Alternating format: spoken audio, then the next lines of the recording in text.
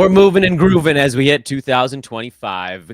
Happy New Year, everyone. Welcome to a brand new calendar year with no other discernible changes here on Old Man Squad Fantasy Basketball. I'm Dan Vespers. This is a New Year's Eve recap show. I know it's coming a little bit later in the day, but come on, it's a holiday morning. Y'all are waiting around for it. We'll get there. Don't worry. We'll get there.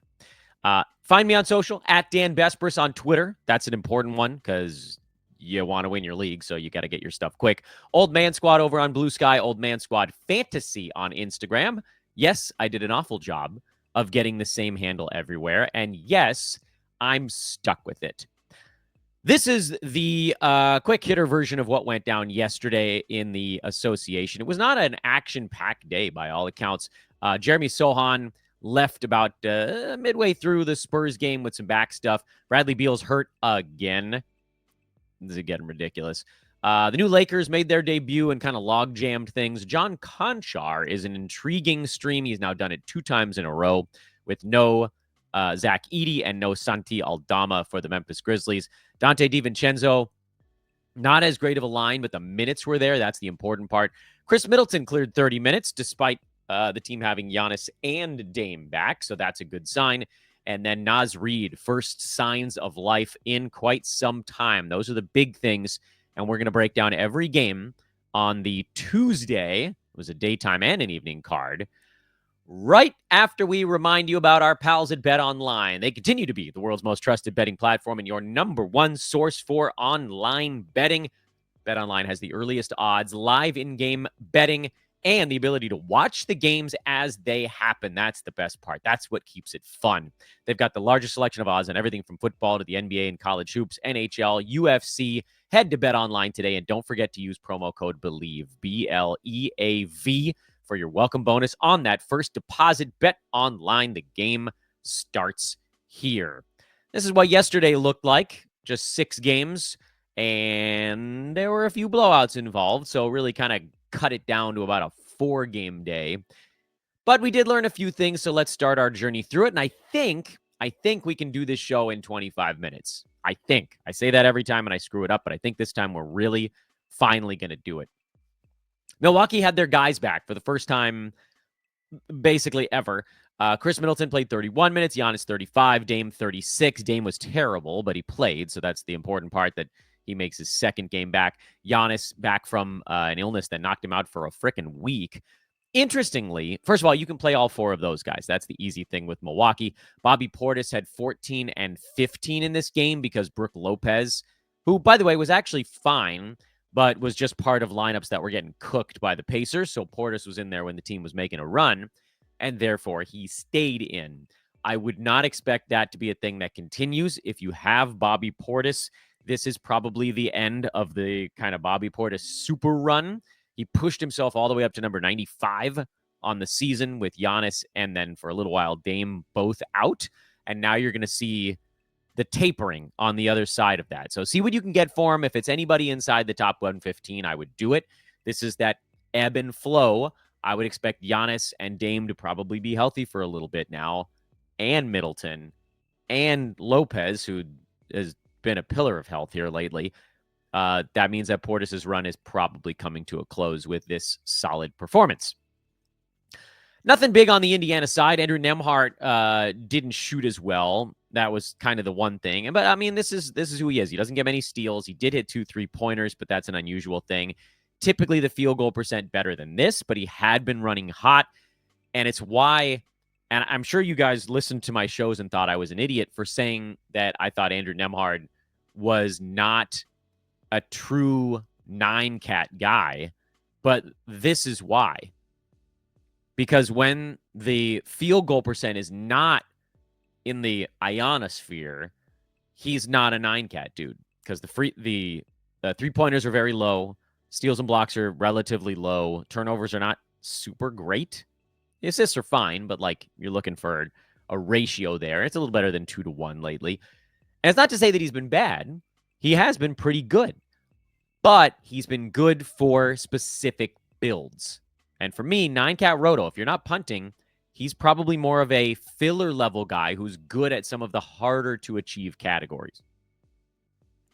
So I don't mind the combination of assists and some scoring and decent percentages. That's an interesting combo.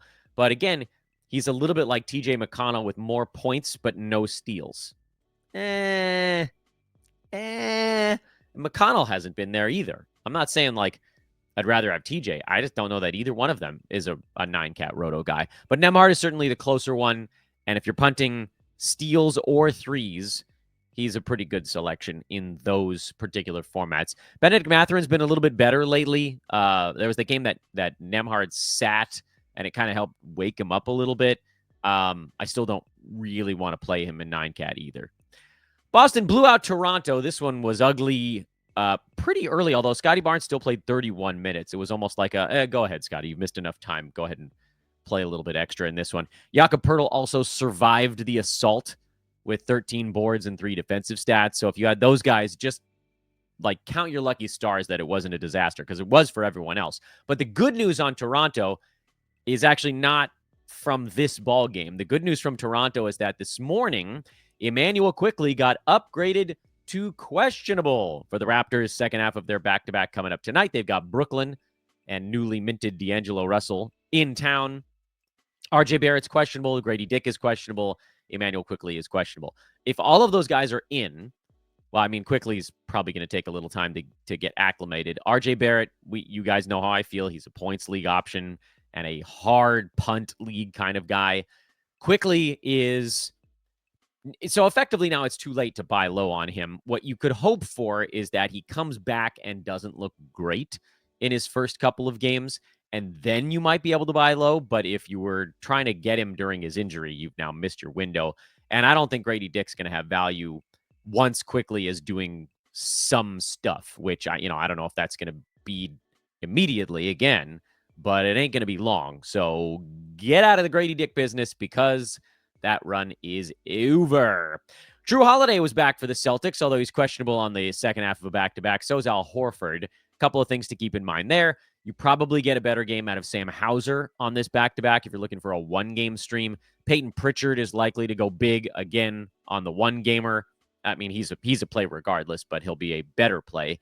And then there's the thought of, okay, is it going to be Keita or is it going to be Luke Cornett that fills in at the center spot, unless Porzingis comes back? I'd rather not deal with it. You guys know sometimes we get so far down that rabbit hole where it's like, is it going to be this guy or this guy or this guy or this guy? Guess what? We play full season fantasy, and we don't want to stream guys that are going to be outside the top 100 in Roto or any games cap or really any situation where they don't have a great schedule. If you're head to head, I don't think there's a guarantee on any of those dudes. Plus, with head-to-head streaming, you shouldn't be adding a guy for one night anyway. That's a waste of a move. I actually thought, and maybe it's because I'm paying a little bit closer attention to him because I keep trying to convince you guys that he needs to be on rosters. I actually thought Jrue Holiday coming back from his shoulder, I guess it was more of like he got hit and it pinched as the impingement. Not impingement. Jrue Holiday's been playing really well over the last couple of weeks, kind of quietly. I don't know if anybody's even really noticed it, but he's now up to number 108 overall on the season after about 20-ish games where he was sitting near the edge of the top 130, because the field goal percent is inching up. He's at 45. Steals are at 1, so that's inching up. Blocks are at 0.4, kind of inching up, but not really. But again, like this was, in my eyes, I thought a pretty easy call to make. Over the last 2 weeks, he's shooting 55% from the field, which admittedly is not a sustainable number. But when you're cold, you're due for a hot streak. He's averaging over 2 steals a game over that stretch. When you're not getting any, you're due for a hot streak on the opposite side. And like overall, I don't even think he's put up particularly big numbers, but that's a top 60 type of production level. So Drew's finally leveling off. It's why you held the whole way through, because you knew at some point he was going to catch fire for a week or two, and then everything was going to be fine. And now everything is basically fine. Clippers got steamrolled also in this one, and you can pretty much throw that box score out. Everybody was bad, with the very slight exception of Norman Powell. He was okay. And okay equates to good in this ball game. Just don't look at the Clippers box, or if you do, try not to barf when you look at it. Spurs side was a little more interesting for good and bad reasons. The good, of course, is that Chris Paul just continues to comfortably plod along with this mid-round point guard value. And Victor Wembanyama is very clearly, right now at least, the number 2 player in all of fantasy sports. Although Shea's trying to run him down, Jokic continues to put just a little bit of breathing room between those two guys. Devin Vassell shot poorly, but, he's playing starters minutes now. This is a blowout, so nobody needed to, but he's still a guy that I think you should be trying to buy low on if you can. Jeremy Sochan, however, left early in the third quarter, about halfway through the ball game with a back injury. We don't know exactly how bad that is. They were up big, so it's possible that they were able to kind of go easy on him. I didn't get the feeling that it seemed like a big deal, but we'll know more probably by later today or tomorrow. If Sochan misses time, Julian Champagny is probably the winner. He didn't get to do a whole lot in this ball game. Part of that is because of the blowout. Part of that is because Sochan played more than half the game before he left. And, Stephon Castle played pretty well in that fill-in level job. Keldon Johnson, the bench, played pretty well for the Spurs, so they extended the lead. But again, if you're looking for that sort of one-game drop-in guy, that would probably be Champagny if Sochan has to miss any time. See, we're making good time on this recap show. Minnesota lost at Oklahoma City. Anthony Edwards came out and basically said, look, Shea's the MVP right now. Although then he kind of hedged a little and said, like, they can't give it to Jokic again, can they? Well, I mean, they could, but Shea's also been amazing. And we'll get to the Thunder side in a second because that's honestly, all right, let's do the Thunder side first because they're the boring side. Lou Dort bounced back with 14 and 7. He's, as I've said before, he's too boring even for me. He's only number 100 because he's at 0.6 turnovers. He's not what you'd call a traditional punt anything guy. His field goal percent is pretty bad, so like he's obviously better there, but he doesn't score enough to make that punt all that impressive. He does take 8 shots a game, so like, yeah, he gets a little boost if you're punting field goal. And because he's a wing, you expect a wing to be a little better. In any event, steals and blocks have been kind of floating him a little bit. He had 1 steal in this one. He had 4 threes. I don't know, man.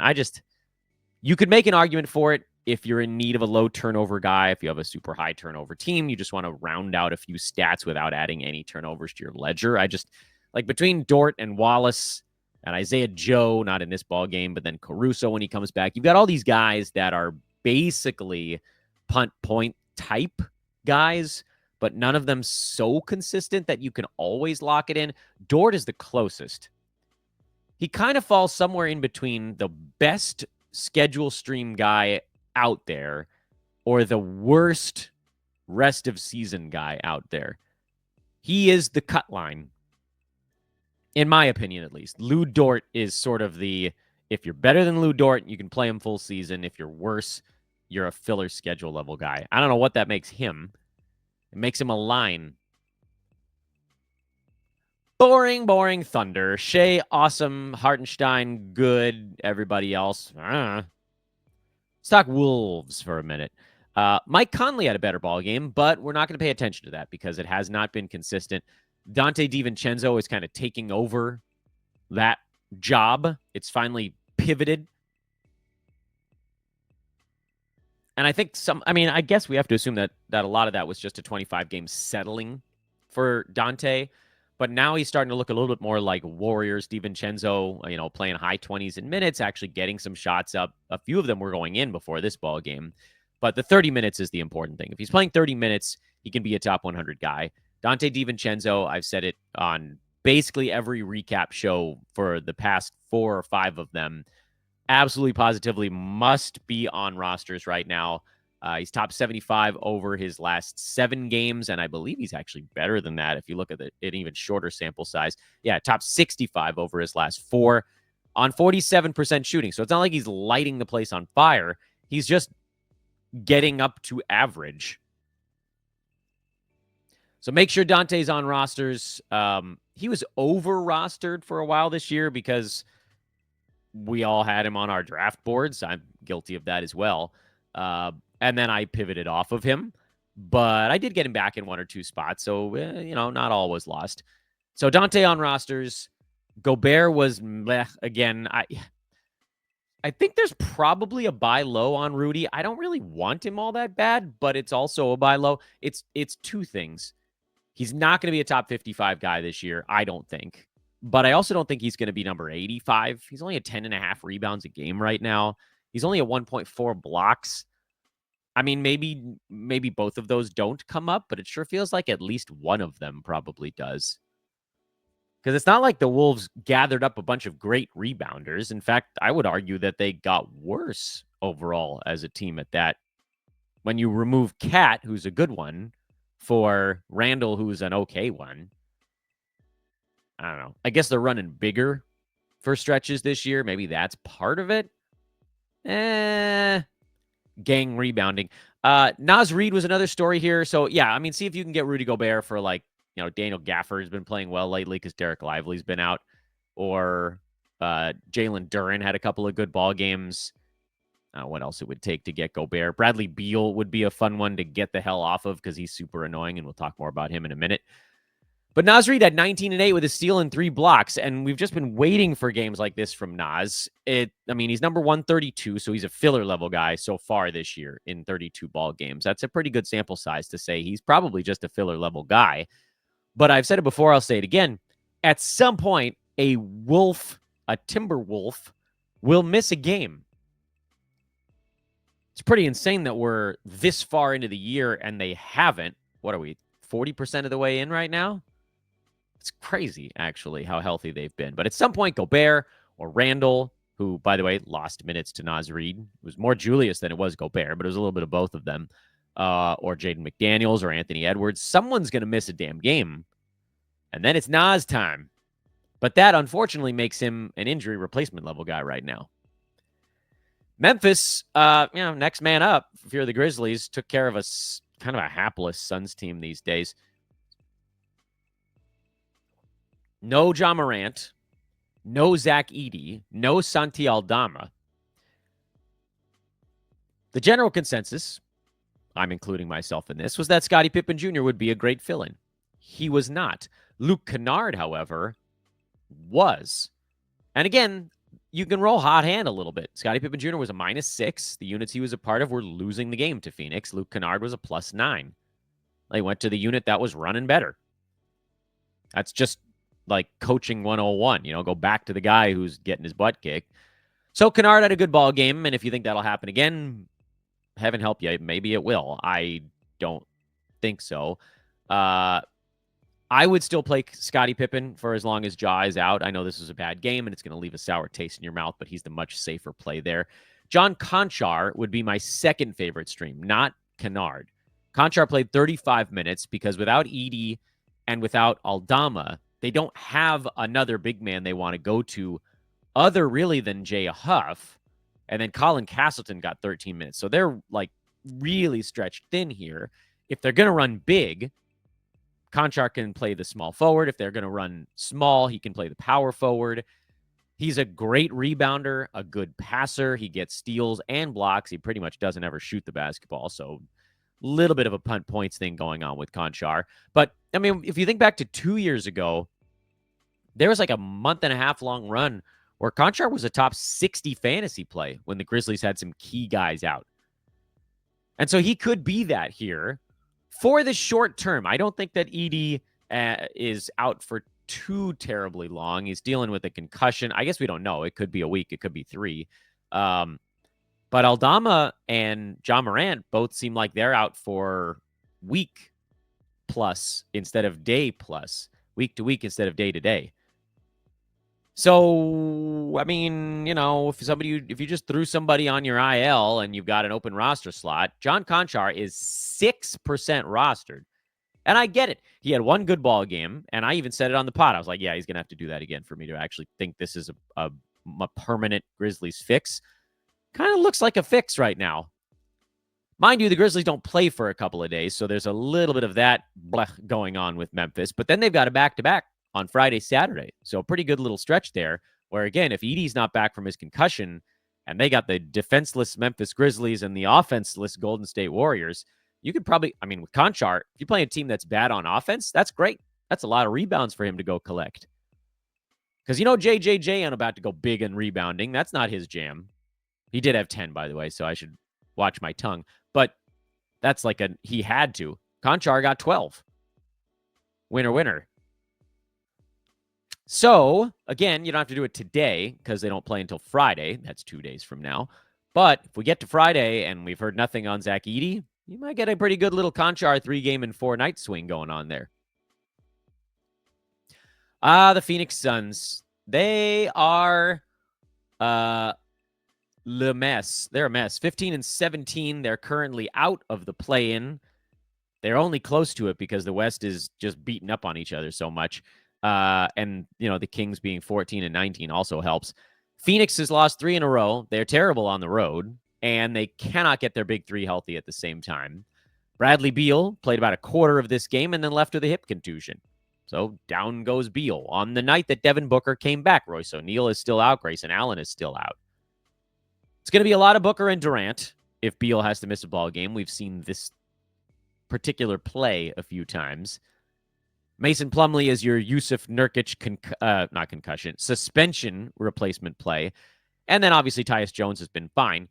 So then you get into, do we bother with anyone else? And my general feeling is no. Ryan Dunn played 35 minutes. He was kind of fun in this game, actually, with 2 steals, 2 blocks, 9 boards, and a couple of 3-pointers. But if you trust him, oh boy. Also, Phoenix is off for 3 days now. They have an abysmal schedule the rest of this week before they roll into the best schedule in the NBA next week. But at that point, I'm hoping that O'Neal is back or Grayson Allen is back or maybe Bradley Beal is back and we don't even have to worry about it. Although with 5 games and 7 nights for the head-to-head leaguers following along, you could probably go for one of those, mid-20s minutes guys in a 5 and 7, especially because somebody might get a day off in there. But even if they don't, you're talking about a guy playing, what do we think? If Royce O'Neal is back, 25, 26 minutes a ball game when this team's healthy, more, 27, 28. 5 games of that is definitely worth it. But 1 game over 5 days this week? Nah, man. I've lost track of how many games of the suspension Nurk has served already on his thing. Is he done now? Is there one more? I think it's one more. Yeah, he's got one more. But again, they're off for 3 days. So you could drop Mason Plumlee in for one night. I wouldn't go any farther than that. And then the Cavaliers, man, they're just a wrecking machine. Lakers didn't actually play all that poorly. And the Cavs this was like that slow, it was almost like a rug burn kind of a win for the Cavaliers because they went up by 15. The Lakers came back and took a 2-point lead. And then the Cavs had a 5-point lead at halftime, and they smushed it out to it was like 10 at the end of 3 quarters, and then it pushed up to like 15 again. And they just, they didn't let up. They had about a 4-minute stretch in the second quarter where they didn't look like they were playing great basketball, but I know teams always use the expression, oh yeah, we got to play 48 minutes. Nobody plays a full 48 minutes. There is no team that almost ever happens where the team just plays great basketball for all 48 minutes of a game. Cavs are playing great basketball for 44 minutes a night. That's going to beat everybody. And I recorded a short, and cousin Mike, who we've talked about on this show before, who's video editing phenom, is gussying up a little bit about the Cavaliers being maybe the most underrated best record in the NBA right now. They're not even in the top 3 favorites to win the title. Not even in the top 3.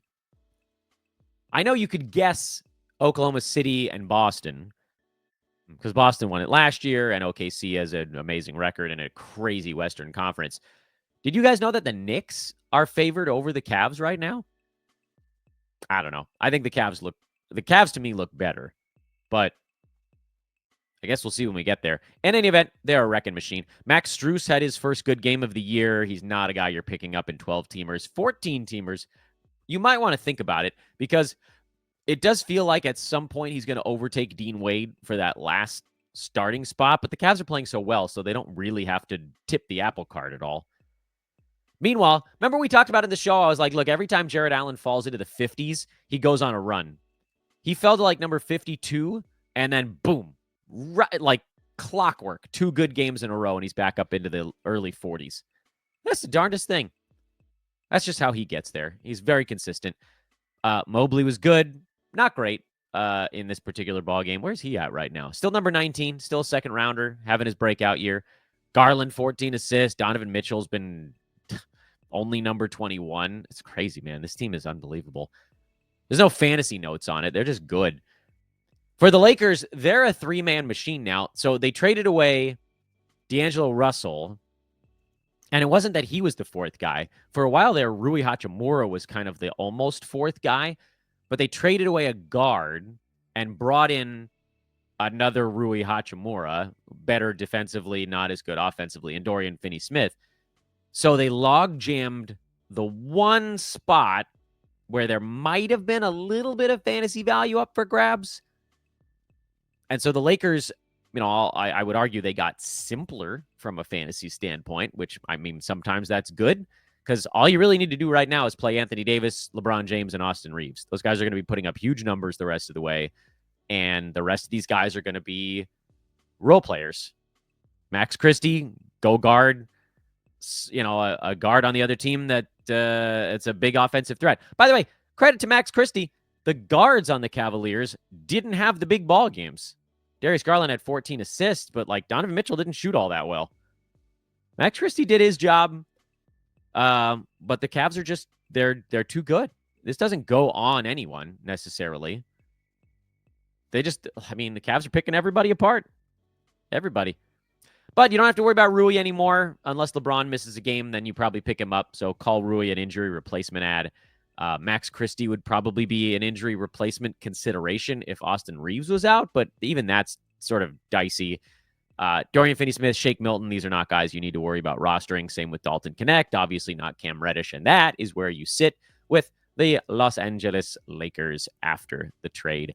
I'm excited to see what's going on with D'Lo tonight. By all, the folks in the know are suggesting that he probably comes off the bench because he's just meeting the Nets in Toronto.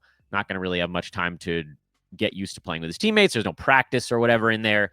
I still think he probably plays like 25, 26 minutes in his first game, even if it's off the bench, because they just need creators other than Cam Thomas, especially if Cam Johnson doesn't play. And he's not even what you call a traditional creator. They need a creator out there. I know Ben Simmons can create, but he's also extremely easy to guard in the half court. You just go under every screen. He's big, so he can make passes up around those types of things. But, I mean, that's why he has 6 turnovers for his 9 assists or what's going on these days. You need to have a creator that teams actually have to honor their shot. You can't just send him 6 feet under every screen. So I think D'Lo actually plays relatively well, maybe even in his very first game in Toronto for the Nets. Would I start him in Roto? Probably not. I don't unless I'm falling way behind in games played. I don't think that that's a risk you need to take, especially because as he gets practice time with Brooklyn, it's just going to get better. And they play every other day for like the next 10, 11 days in a row. So there isn't like a traditional practice day, but they're just going to get time together. Game 2, 3, 4, 5, whatever. It's just going to get easier. I don't think he's getting moved, but if he does, I don't think they're just going to buy him out. Like there's at least a month and a half here, one would assume. I shouldn't say at least a month and a half. Trade deadline is a month and 5 days away. There's at least like 35 days of D'Lo probably cooking in Brooklyn and maybe more. This could be fun. I'll be watching it. That's the game that I'm going to be watching live on the screen. We've done that before on these shows where I talk about which game I'm actually going to be watching live to see how things are going. D'Lo is that guy tonight, without question. Thanks for watching, everybody. This was your New Year's Eve recap show. Better late than never, right? May or may not have a secondary show today. I'm hoping that there is time to do it. But obviously, with it being a holiday, I can't promise anything. Shout out to all of you guys. Again, I know I did this on yesterday's show, and I did it over on social media. Happy 2025. Thank you for everything that's gone on. Please take a moment to go navigate over to our YouTube page and pre-like our trade deadline show. Once again, I forgot to put it in the show description. I think I'm going to remember to do it today, but I've screwed it up a few times before. Hit that like button, subscribe, follow at Dan Besbris over on Twitter, DanBesbris. Drop a 5-star review like so many of you have already, and I'll see you guys hopefully a little bit later on today. So long for now.